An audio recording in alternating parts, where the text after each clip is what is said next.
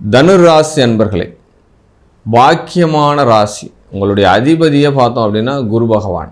ஆமாம், இந்த உலகத்தில் அத்தனை உயிர்களும் நன்றாக இருக்க வேண்டும், ஜீவராசிகள் நன்றாக இருக்க வேண்டும். ஒரு ஆண்டவன் படைப்பில் அரிய படைப்பு அப்படின்னு சொன்ன போனோம் அப்படின்னா அந்த தனுர் ராசியை சொல்லலாம். ஏன்னா எண்ணங்கள் அப்படி இருக்கும்.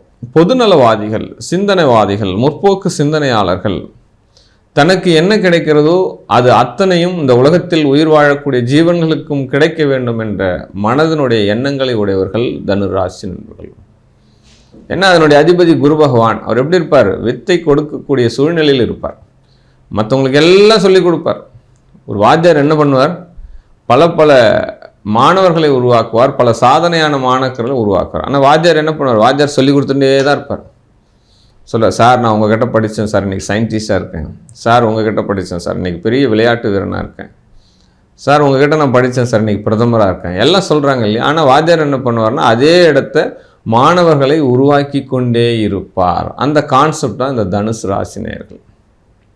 பிறருடைய வாழ்க்கையை உயர்த்துவதற்கு இவர்கள் ஊன்றுகோலாக இருப்பார்கள். பிறருடைய வாழ்க்கையில் வெளிச்சம் பெறுவதற்கு உண்டான அத்தனை விஷயங்களையும் இந்த தனுர் ராசி நேயர்கள் செய்வார். நமக்கு ஒரு கஷ்டம் இருக்குது, ஒரு தீர்க்க முடியாத பிரச்சனை இருக்குது அப்படின்னா தனுசு ராசி நேயர்கிட்ட போயிட்டு ஒருத்தர்கிட்ட நம்ம ஃப்ரெண்ட்ஷிப் வச்சுக்கின்னு ஐடியாலஜி கேட்டோம் அப்படின்னா அவர் அத்தனை பிரச்சனைகளையும் தீர்க்கக்கூடிய ஒரு நபராக, சொல்யூஷன் கொடுக்கக்கூடிய ஒரு ஆளுமை திறன் கொண்டவராக அவர் இருப்பார். கண்டிப்பாக முயற்சி செய்து நமக்கு பிரச்சனையை முடித்து கொடுப்பாங்க. நம்பிக்கையாக போகலாம், அவங்கக்கிட்ட தைரியமாக செய்யலாம்.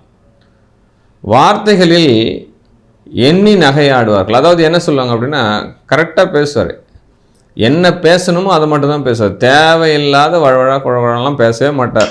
ரொம்ப இருக்காது அவங்கக்கிட்ட. ஷார்ட் 2 வரி பேசினாலும் கரெக்டாக இருக்குது சார் அவர் பேசுகிறது. அனாவசியமான பேச்சு கிடையாது சார், வெட்டு 1 துண்டு 2 சார், அப்படி தான் பேசுவாங்க. ஆமாம், நிதானமான முன்னேற்றமாக இருக்கும். அவ்வளவு சீக்கிரம் ஒரு காரியத்தில் சட்டுன்னு பிடி கொடுக்க மாட்டாங்க. ஒரு விஷயத்தை போய் சொன்னோடனே வா செய்யலாம் அப்படிலாம் கிடையவே கிடையாது. அந்த விஷயத்துக்கு என்ன, எப்படி இருந்தது, யார், என்ன, ஏதுன்னு அதனுடைய விசாரணை போக்கு அவங்களுக்கு ஃபுல்ஃபில் ஆகி அவங்க முழுசாக திருப்தியானால் தான் அந்த விஷயத்தில் உள்ளே வருவாங்க. ஆமாம், ஏன்னா முன் யோசனை அதிகமாக உள்ள ராசி அப்படின்னு சொல்லலாம். பின்னாடி வரக்கூடியது ஏதாவது பாதகம் வருதா, துன்பம் வருதா, இதெல்லாம் ரொம்ப மெனக்கிட்டு ஆராய்ச்சி பண்ணி செய்யலாம், செய்யக்கூடாது அந்த டிசிஷன் எடுத்துட்டு அதுக்கப்புறம் அந்த விஷயத்தை வருவாங்க. ஆனால் முடிவு எடுத்துட்டாங்க அப்படின்னா அதில் பின் வாங்க மாட்டாங்க, ஜெயிச்சிருவாங்க. நல்ல சொத்து சுகங்கள்லாம் அமையும் சார். புண்ணிய கர்மாக்கள் தேடி வச்சுருக்காங்க. பெரிய வாஸ்து முறைப்படியான வீடுகள் அமையும் இவங்களுக்கு. ஆமாம், வாஸ்து தோஷம் இல்லாத வீடு அமையும் சார். அது சொன்ன வாஸ்து தோஷம் இல்லாத எந்தெந்த திசைகளில் எந்தெந்த விஷயங்கள் இருக்கணுமோ, அப்போ காற்று எங்கே இருக்கணும், நெருப்பு எங்கே இருக்கணும், நீர் எங்கே இருக்கணும், காலி இடம் எங்கே இருக்கணும், ஆகாயம் அதுதான் காலி இடம் எங்கே இருக்கணும், படுக்கை அறை எங்கே இருக்கணும், இப்போ பூஜை அறைகள் எங்கே இருக்கணும், பணிமனைகள் எங்கே இருக்கணும். குடும்பத்தோடு சில பேர் என்ன பண்ணுவோம்னா வீடும் தொழிலும் ஒன்றா வச்சுருவாங்க. அப்போ அந்த வீட்டில் எந்த இடத்த உங்களுடைய பணிமனைகள் வைக்கணும், இதெல்லாம் பார்க்கக்கூடிய இடம் தான் வாஸ்து. அதாவது உடல் தான் சார், உடல் தான் வீடு. அந்த உடலில் கை கால்கள் எங்கெங்கே இருக்குமோ அது அங்கங்கே இருந்தால் தான் அந்தந்த ஃபங்க்ஷன் ஆகும். அது மாதிரி தான் வீட்டில் எந்தெந்த பொருள் எந்தெந்த திசை பார்த்து இருக்கணுமோ அப்படி இருந்துடுச்சு அப்படின்னா அந்த குடும்பம் சிறந்து விளங்கும், ஃப்ரீயாக இருக்கும், மைண்ட் ஃப்ரீயாக இருக்கும் அப்படின்ற மாதிரி தான். அதனால் அந்த வாஸ்து குறையில்லாத ஒரு வீடு அமைவதற்கு உண்டான சூழ்நிலை இந்த தனுர் ராசி நேயர்களுக்கு அமைஞ்சு. பிள்ளைகள்லாம் பெரிய வெற்றியாளனாக இருப்பார்கள், ஸ்போர்ட்ஸ்மேனாக இருப்பாங்க, காவல்துறையில் பணிபுரிவாங்க, அதிகாரத்துறைக்கு போவாங்க, அடக்கி ஆளுவாங்க, பஞ்சாயத்து பண்ணக்கூடிய சூழ்நிலை. அந்த பிள்ளைகள் இந்த ஊரையே கட்டி காக்கக்கூடிய ஒரு சூழ்நிலை. ஒரு முன்மாதிரியாக திகழ்வார்கள். இவங்களுடைய புத்திரர்கள் எல்லாம் முன்மாதிரியாக திகழ்வார்கள். ஆமாம், இந்த பிள்ளைகள்லாம் என்ன பண்ணால் நல்லா படிப்பாங்க, நல்ல உயர் பதவிக்கு வருவாங்க. ஆனால் தந்தையோடு இருப்பதற்கும் தாயோடு இருப்பதற்கும் அவங்களுக்கு கொடுத்து வைக்காது, பிரிவு சூழ்நிலைகள் ஏற்படும். அதை அனுபவித்து தான் அவங்க ஆக வேண்டும். அப்படி தான் நடக்கும் வாழ்க்கையில், சூழ்நிலை இப்படி தான் நடக்கும். சொகுசாக விரும்பாங்க. இவங்க வேலை செய்யக்கூடிய இடம் பார்த்தோம் அப்படின்னா ஒரு ஏசிலேயோ ஒரு ஃபேன்லேயோ ரொம்ப வேர்வை சிந்துற மாதிரி வேலை செய்ய வேண்டிய அவசியம் கிடையாது. அப்படி அமைச்சிக்கினாங்க அப்படின்னா அது கஷ்டமாக தான் இருக்கும். ஆனால் அந்த மாதிரி அமைச்சிக்காமல் ஒரு லைஃப் ஸ்டைலில் யூனிக்காக ஒரு கிராண்டாக இருக்கும். இவங்களுடைய பணிமனையெல்லாம் பார்த்திங்கன்னா ஐஃபையாக இருக்கும், நீட்னஸாக இருக்கும். ரொம்ப அப்படி போகும்போதே அந்த ஸ்மெல் பார்த்தோம் அப்படின்னா அவ்வளோ வாசனை திரைகள்லாம் இருக்கும். தனுர் ராசி நேயர்களில் ஒரு லிக்கர்ஸ், ஒரு சாராய கடை, சாராய ஃபேக்ட்ரிலாம் வைக்கிறார் அப்படின்னா பெரிய லெவல் போய்டுவார். ஆமாம், பெரிய லெவல் போய்டுவார். 7ஆம் இடத்தில் புதன் இருக்கக்கூடியவர்கள், ஆமாம், யாராவது ஒருத்தவங்க வந்து விட்டு கொடுத்து வாழணும். கணவனாக இருந்தாலும் சரி, மனைவியாக இருந்தாலும் சரி, விட்டு கொடுத்து வாழணும். புதன் காரகத்துவம் 7ல் இருந்தாலே மனநோய் அப்படின்னு சொல்கிறேன். மனதில் நோய் வந்துடும். ஆமாம். அதுவும் இல்லாமல் ராசி கட்டத்துலையும் 7லையும் புதன் இருந்து, அம்சா கட்டத்துலையும் 7ல் புதன் இருந்தா அப்படின்னா கண்டிப்பாக அந்த குடும்பத்தில் யாராவது ஒரு மென்டல் இருப்பான், பைத்தியக்காரன் இருப்பான்.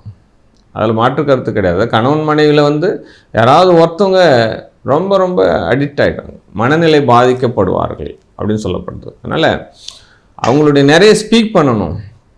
கணவன் மனைவிக்கிட்டே நிறைய உரையாடல்கள் இருக்கணும். நல்லதோ கெட்டதோ தப்போ ரைட்டோ அது புரிஞ்சுக்கிற வரைக்கும் நீங்கள் பேசணும். அப்படி பேசி உரையாடலிங்க பண்ணீங்க அப்படின்னா தனுர் ராசி நேயர்களுக்கு 7ஆம் இடம் பலமாகும். நல்ல சொத்து பத்தோடு உள்ள மனைவி வருவா சார், நல்ல படித்த மனைவி வருவா, நல்ல ஆசிரியர் தொழில் இருக்கக்கூடிய மனைவி வருவா, அல்லது நிர்வாக திறன் கொண்ட மனைவி வருவா. இதெல்லாம் நடக்கும் சார். ஆமாம். இவங்க சிற்றின்பத்திற்கு அதிகமாக ஆசைப்படுவார்கள். சிற்றின்பம், ஆமாம், வாழ்க்கையில் சின்ன சின்ன சந்தோஷத்துக்கு ஆசைப்பட்டு அதிலே அவமானப்படுறதுக்கு உண்டான சூழ்நிலையும் நடக்கும். ஒரு பெரிய மனுஷன் சார், நல்ல கௌரவம், நல்ல ஒரு அந்தஸ்து அவர்கிட்ட இல்லாத குறையே கிடையாது. ஏதோ ஒரு சின்னதாக ஒரு மைனஸ் தப்பு நடந்துடும், ஒன்றுமே பண்ண முடியாது, அவர் வாழ்க்கையில் ரொம்ப ஜீரோவாகிடுவார். அந்த மாதிரி ஆகிறதுக்கு உண்டான சூழ்நிலை எல்லாமே தனுர் ராசி நேயர்களுக்கு நடக்கும். அதில் மாட்டிக்காமல் பார்த்துக்கணும். ஃபஸ்ட்டு அந்த மாதிரி சிற்றின்பத்தை வந்து அவாய்ட் பண்ணுறது நல்லது அப்படின்னு சொல்லப்படுது. ஆமாம். நீர் சம்பந்தப்பட்ட நோய்கள் வரும். நீண்ட நாள் மருத்துவம் எடுக்கிற மாதிரி சூழ்நிலைகள் வந்துடும். ஏதாவது மருந்து மாத்திரை வந்து சாப்பிட்டுட்டே இருக்கிற மாதிரி சூழ்நிலைகள் வந்துடும். இவர் எங்கே போனாலும் அந்த பேக்கில் என்ன பண்ணணும் அப்படின்னா அந்த மருந்து மாத்திரை டப்பா இருந்துகிட்டே இருக்கும்.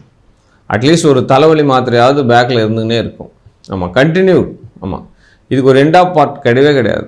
ஆமாம், அவர் ஆரம்பித்தார் அப்படின்னா மாத்திரை சாப்பிட்டுக்கினே இருக்கலாம், போய்கினே இருக்கும், அதுக்கு புஷ்டாப்பே கிடையாது. ஆமாம். அதனால் உடல் நலத்தை ஆரோக்கியமாக பார்த்துக்கணும். வீசிங் ப்ராப்ளம் வர்றதுக்கு வாய்ப்புகள் நிறைய உண்டு. இஎன்டி பிரச்சனை இதெல்லாம் இருக்கும், ஜாதகருக்கு இருக்க தான் செய்யும்.